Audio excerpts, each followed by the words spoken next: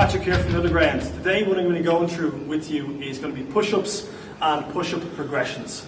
So I'm going to be starting off in a modified push-up, which is the one that you do on your knees. That would be kind of like the beginner push-up, and I'm going to work it all the way up to like a full body tension push-up, which is going to be pretty advanced.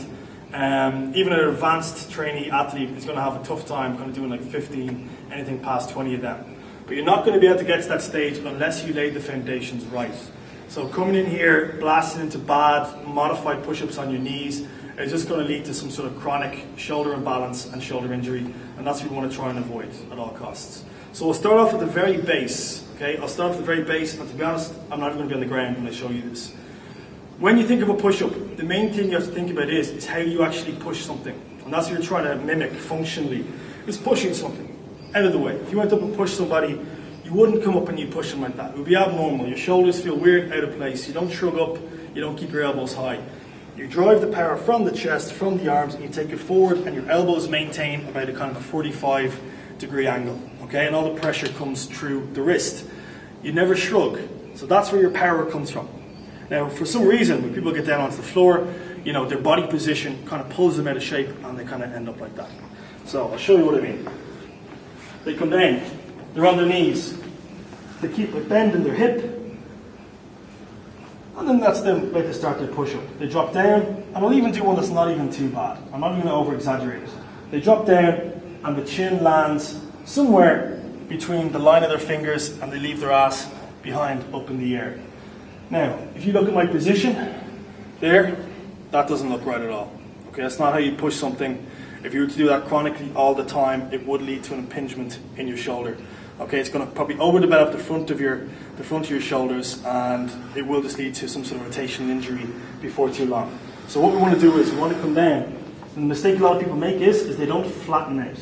Okay, so flatten out your hips. Or a good start would be you just come down to the ground, lift your backside slightly off the ground, and then there's your starting position. Okay, I'm going to pull my shoulder blades down, and I'm going to keep my thumbs in line with my chest. I'm looking forward. I tense my stomach, I tense my backside, and I push it from the ground. Now you can see when I drop down, my elbows stay low. They stay low, and I don't shrug my shoulders.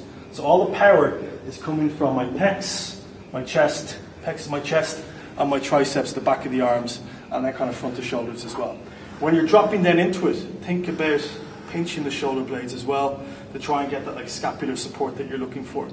A lot of people, when they do pushing exercises, big guys in the gym, they'll just start to like round forward, and they'll get really big because they haven't been using their scapula. Everything is just like that. Heavy, heavy, heavy, heavy, and that's what they develop. So we want to make sure that we're getting that depth all the way through. Now, even a modified push-up can be extremely difficult for some people, taking it all the way down. You want to come to, about a minimum of like about one fist away from the ground. Okay, not necessarily have to come down all the way so that you're getting all the way back. It depends on your shoulder mobility, what is comfortable for you. If you have trouble doing that, I'm going to show you how you can scale it up, okay, with something called an eccentric push-up. So we come down. Now the eccentric part of an exercise is the lowering phase. So in a push-up, that's going to be this. Eccentric, concentric, coming back up off the ground. Now the eccentric phase is responsible for about 60% of the strength gains in an exercise. That's why dropping down into it makes absolutely no sense. You want to lower yourself down to a tempo.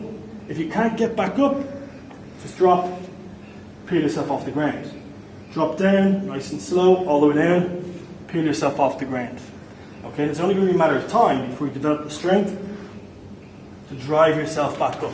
Okay, and then you can drop set from an eccentric from a full push-up or a full modified push-up into an eccentric as you go on. Now really, once you have that basis, you're kind of free to move on up into a full push-up. But it's really important that you know how to do the modified push-up properly. A lot of people you see, even in the modified, they'll be doing this. Now, okay, fair enough.